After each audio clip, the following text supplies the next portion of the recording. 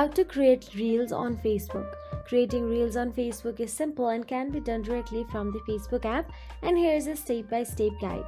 First of all you have to do is open the Facebook app and make sure you are logged into your Facebook account, and also ensure that you are using the latest version of the app.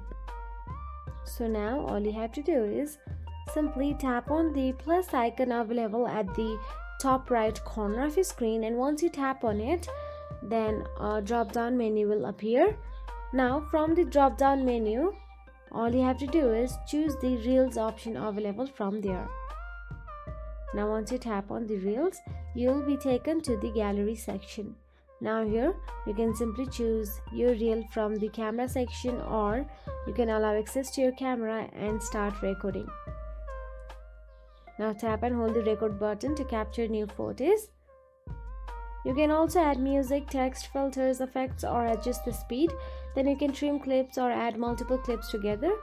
Then all you have to do is tap share reel to publish it to the Facebook.